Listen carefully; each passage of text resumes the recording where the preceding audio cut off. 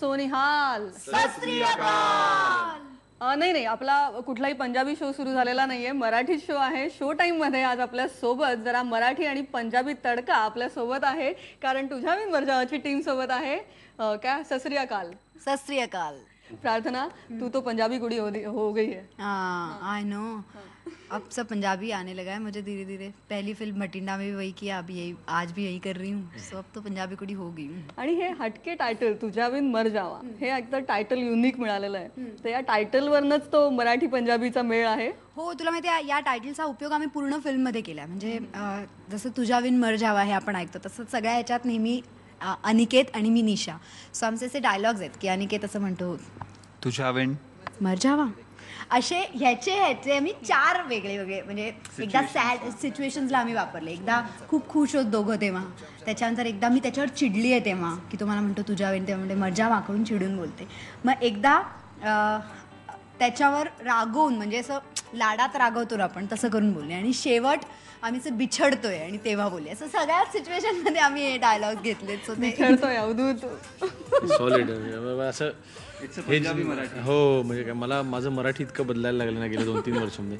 गेल्या 2-4 इयर्समध्ये माझं मराठी इतकं चेंज व्हायला लागलं आहे की माझं मलाच अंडरस्टँड होत नाही आहे की मी माझा बेसिक माझी लँग्वेज कुठली होती आणि मी कुठं जाणार आहे. आणि असं बिछडायला लागलंय आणि सगळं बिछडायला लागलं आहे. आणि माझं हे जे म्युझिक आहे ना ते पण इतकं वेगळं, इतकं डिफरंट होण्याचा प्रयत्न मी केलं आहे की Am I right? I'm going. Correct. कसं शिकवलंय मी उलट 3 वर्षात शिकवलंय. ऑफकोर्स प्रार्थना. पण अर्थात या फिल्मचा लुक पाहिला की अर्थात आठवण येते ती दिलवालेची आणि त्या ग्रँड लव्ह स्टोरीची. तर तुम्हालाही तो दिलवाले आठवला का? कुठेतरी त्या पंजाबात गेल्यावर ते सगळा रोमॅन्स आठवला का? मला ऍक्च्युली दिलवाले नाही, मला भटिंडा आठवला. Bathinda is your Dilwale. Yes. कारण भटिंडामध्ये दिलवालेच्या सगळे स्टंट्स नाही ऍक्च्युली, म्हणजे सगळ्या गोष्टी आम्ही करून चुकलो होतो. त्यामुळे आम्ही सेकंड टाइम करून केल्या होत्या. ठीक आहे, बरोबर आहे. मला मजा येते ऐकायला. We enjoyed. आता ह्यांना कळलंय की माझं मराठी कसं आहे, त्यामुळे ते समजू शकताय, तुम्ही नाही समजला तरी. तुला असं सारखं वाटतं सगळे तुला चिडवते, पण तो एक ट्रेंड यायला लागला आजकाल. मी बऱ्याच मुलींना जाऊन बघतो तुझ्या कॉफी आणि बरंच काही आणि मितवा वगैरे चालल्यानंतर सगळ्या मुली एकतर तुझ्या डोळ्यांच्या रंगाच्या लेन्सेस लावतात, तू लावतेस तशी पिंक लिपस्टिक लावतो आणि तुझ्यासारखं मराठी आणि असं सगळं बोलण्याचा प्रयत्न करतात. प्लीज. मला तुझी आवडती हिरोईन कोणी तर ती म्हणते प्रार्थना. अच्छा, म्हणजे प्रार्थना का? नाही, प्रार्थना. म्हणलं का प्रार्थना? ती म्हणजे नाही प्रार्थना ते तुम्ही ओल्ड स्टाईल झाला. आता ती स्वतःचं नाव कसं सांगते? प्रार्थना. So who is your favourite actress? It's प्रार्थना. मी प्रार्थना बेहरे. ओके ना? Big applause. तर भटिंडाच्या आठवणी. हां, सो भटिंडाच्या आठवणी ॲक्च्युली तिथे ताजा झाल्या. सॉरी, तिथे जाग्या झाल्या. विकास बोलतो प्रार्थना. बिंदास.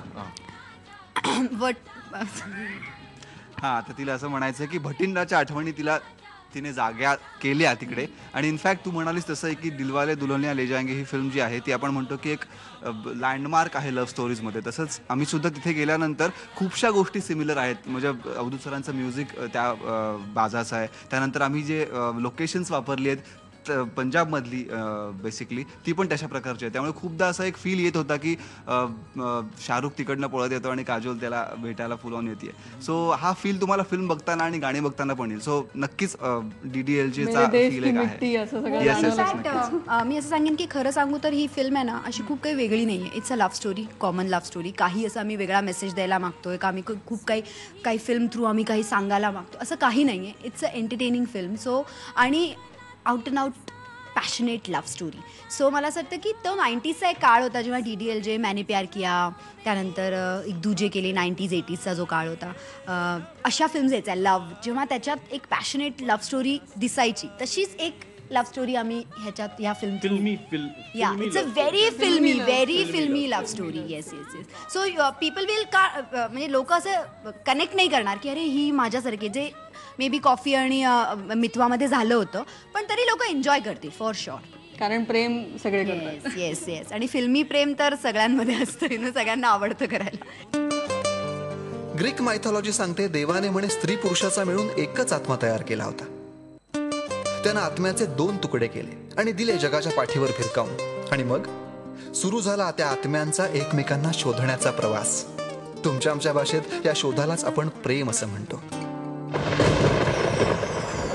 अवधूत, अर्थात भटिंडा आणि नंतर आता हे स्वप्न, एक तू म्हणलास तसं तेव्हा गाणं करायचं राहिलं होतं आणि आता ते सगळं छान सुंदर गाणी तुला हवी तशी तुला करता आली.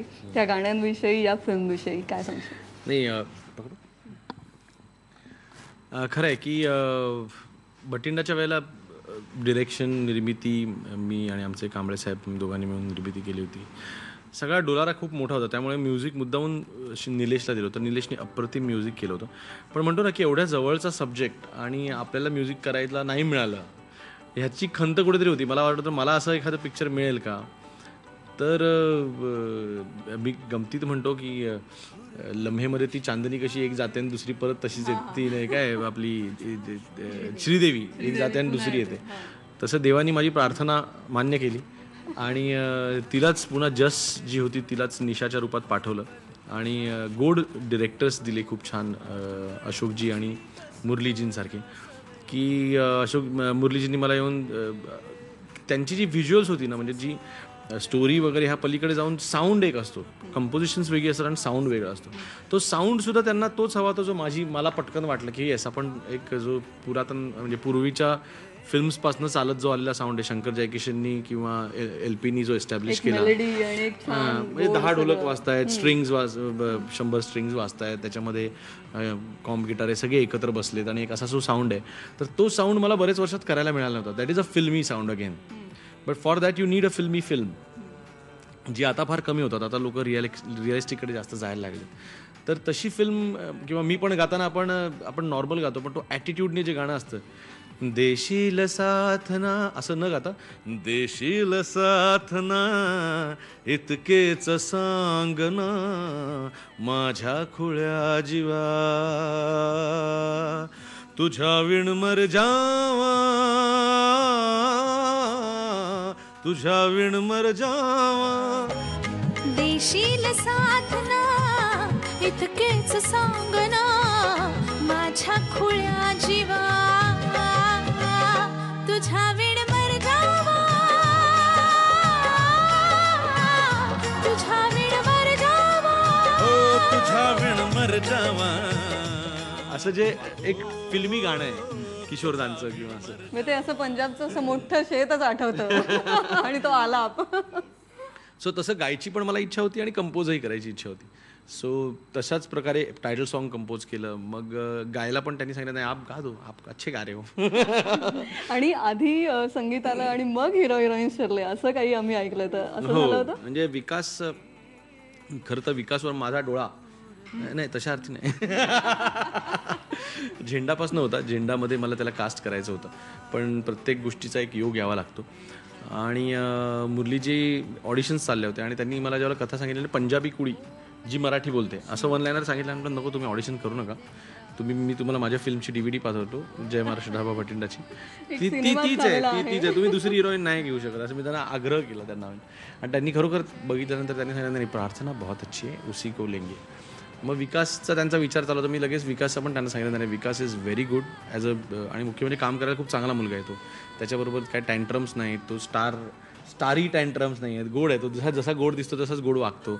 आणि ही माणसं पण खूप छान आहेत, मुरलीजी आणि अशोकजी. त्यांना सांगितलं की तुम्ही ह्यांच्याबरोबर जर का विकासबरोबर काम केलं आणि प्रार्थनाबरोबर, तर तो जो अवघड जर्नी असतो, अख्खी शूटिंग लेट होतात, अनेक प्रॉब्लेम्स येऊ शकतात. सो नुसते ॲक्टर्स चांगले असून चांगलं काम होत नाही, तर चांगली माणसं असावी लागतात ती काम करताना. तर ती दोघंही चांगली माणसं आहेत आणि हे सगळं खरं झालं. आणि पहिलं एक कुठलं तरी पहिलं वाक्य तुम्ही चांगलं बोलला. मी तुझ्याबद्दल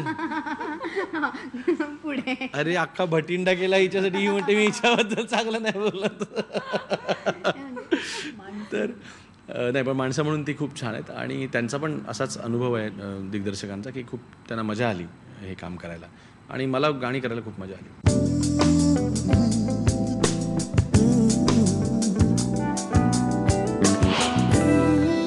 प्रार्थना आणि आज तुमचं हे मॅचिंग झालं, हे काय ठरवू नये का काय? हो, आम्ही फिल्ममध्ये सोलमेट्स आहोत. ती कुठली कथा आपली, काय फिल्मची स्टोरी सांग ना. हा स्टोरी म्हणजे ती लाईन जी आहे की ग्रीक मायथॉलॉजी आहे ती, की असं म्हणतात की देवाने बनवताना एकच आत्मा तयार केला, नंतर त्याला काहीतरी असं वाटलं आणि मग त्याने 2 तुकडे केले आणि ते असे भिरकावून दिले. त्या 2 तुकड्यांचा एकमेकांना शोधण्याचा प्रवास इज लव्ह, आपण प्रेम ज्याला म्हणतो. तर तसे आम्ही 2 तुकडे आहोत आणि आता आम्ही एकमेकांना आम्ही नेहमी असे सापडलोय. सारख्या कपड्यांमध्ये तसं आम्ही ठरवले.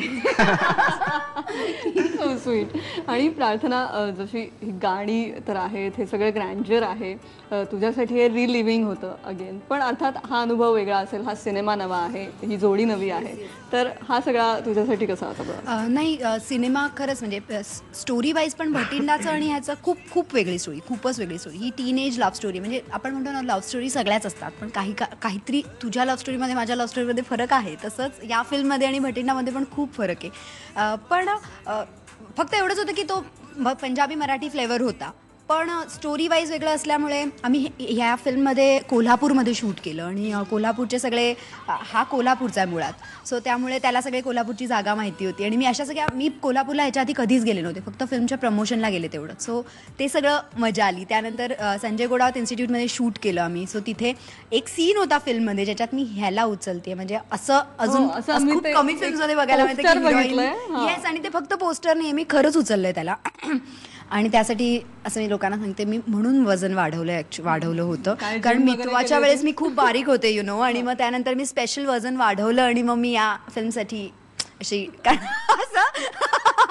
असं मी सांगते, आणि त्याने स्पेशल वजन कमी केलं. राईट. हो, म्हणजे जेव्हा मला तुझ्यासाठी तो अनुभव कसा होता? म्हणजे वाटलं होतं का की पहिल्या सिनेमात अभिनेत्री तुला उचलणार आहे, असं कधी वाटलं होतं तुला? मी तुला म्हटलं ना की it's a dream come true, म्हणजे एवढ्या सगळ्या गोष्टी असंही स्वप्न चांगल्या होतं तुझं? अभिनेत्री उचलेल याच्यापेक्षा, म्हणजे असं स्वप्नातही मी असं इमॅजिन केलं नव्हतं की हिरोईन मला उचलेल, आणि ते असं मला इथे करायला मिळालं. आणि प्रार्थना म्हणते तसं की जसं प्रार्थनाने वजन वाढवायचा प्रयत्न केला, तसं मी जेव्हा मला कळलं की हिला मला उचलायचं आहे, सो मी पण थोडंसं एक कमी करायचा प्रयत्न केला. किती रिटेक झाले मग? नाही, ॲक्च्युली त्याच्या आधी आम्ही रिहर्सल्स खूप केल्या होत्या, आणि फिल्मचं जेव्हा आमचं ऑडिशन झालं, आमच्या दोघांचं सिलेक्शन झालं, मग मुरली सर एकदा म्हणाले की अब आप याच ऑफिसमध्ये आम्ही ऑडिशन्स पण दिले होते, म्हणून आप इधर ही आइए, हम जरा रिहर्सल्स करेंगे, उसके बाद हम फायनल करेंगे.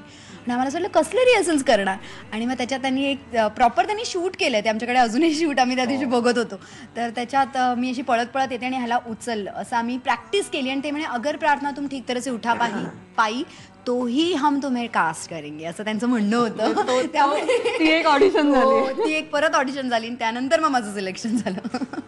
क्या बात आहे. आणि अवधूत, जसं ही गाणी तर आहेतच, आणि हे ट्युनिंग जसं प्रार्थनासोबत आधी इतकं छान ट्युनिंग रंगलेलं आहे, आत्ता पुन्हा हा सिनेमा जगताना तुझ्यासाठीचा हा कसा अनुभव होता सगळा?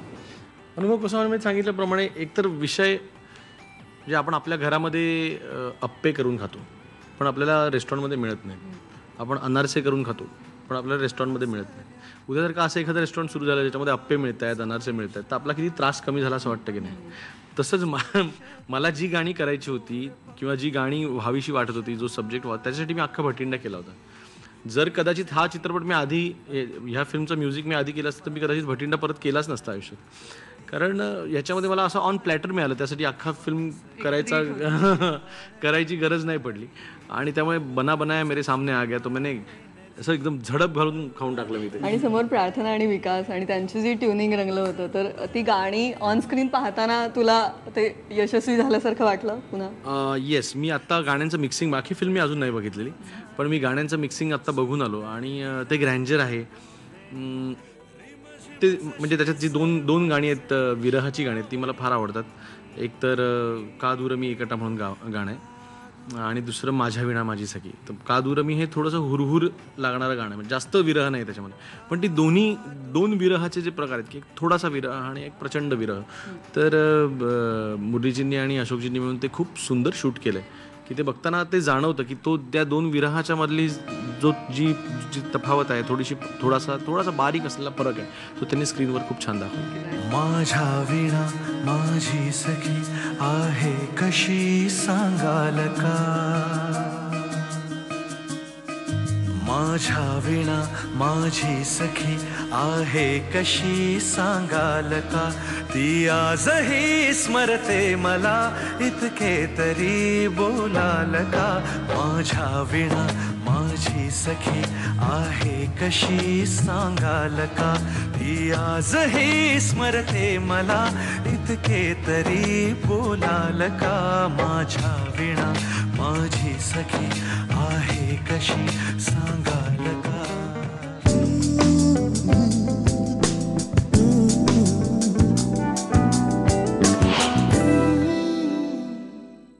तर हा सिनेमा बोलतोय प्रेमाबद्दल, त्यामुळे प्रेम काय आहे तुम्हाला काय वाटतं? पहिला प्रश्न प्रार्थनाला, प्यार क्या है? प्यार प्यार खुद से करो. खरंच म्हणजे प्रेम स्वतःवर करा, दुसऱ्यांवर करा, फक्त प्रेम करा. इनफॅक्ट मी तर म्हणते बाकी काही करू नका, आयुष्यात खूप खुश राहा. पण प्रेम म्हणजे काय तुझ्यासाठी? खुश राहणं. I believe to be happy is happiness is या happiness is love. Yes. Avadhut? फारच डायरेक्ट विचारलाच प्रश्न. Sacrifice is love. Yes, love is sacrifice. विकास?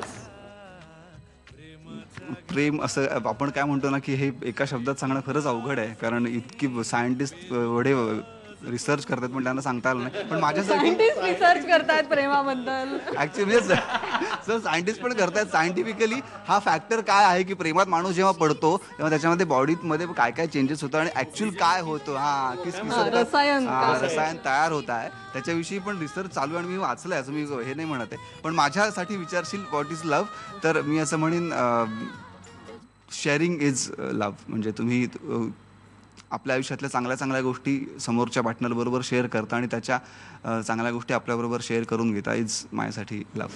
क्या बात आहे. आता फक्त शेवटी प्रेक्षकांना नाही नेली मग आता तू पण तुझ्यासाठी लव्ह म्हणजे काय? Love is to surrender. पूर्ण सरेंडर करणं. राईट? क्या बात आहे. आता शेवटी तुम्ही प्रेक्षकांना सांगा तुझ्या बिन मर जावा का पाहायचंय? आपल्याला बऱ्याचदा असं वाटतं की रतन टाटा किंवा आनंद महेंद्रू वगैरे ही लोक आहेत, ह्या कार ओनर्स जे आहेत ते स्वतःसाठी जर का गाडी बनवायची असेल की मला फिरायला गाडी हवी तर कशी बनवतील, किंवा तो कपूर काय ना संजीव कपूर स्वतःसाठी जर का जेवण बनवायचं असेल स्वतःच्या किचनमध्ये तर तो कसं बनवत असेल. सचिन तेंडुलकर जर का क्रिकेट खेळायला जात असेल तर ते गल्लीमध्ये खेळायला जाताना कोणती बॅट घेऊन जात असेल. तर तसं अवधूत गुप्ते स्वतःच्या गाडीमध्ये ऐकण्यासाठी गाणी कशी करत असेल असा जर का प्रश्न तुम्हाला पडला तर ह्या चित्रपटाची गाणी ऐका, ज्याचं नाव आहे तुझ्या बिन मर जावा. ही गाणी मी माझ्यासाठी बनवलीत, माझ्या स्वतःसाठी बनवलीत आणि मी माझ्या गाडीत कायम ऐकतो. क्या बात आहे. Thank you so much. आणि तुझ्या बिन मर जावासाठी मर जावा शुभेच्छा. थँक्यू.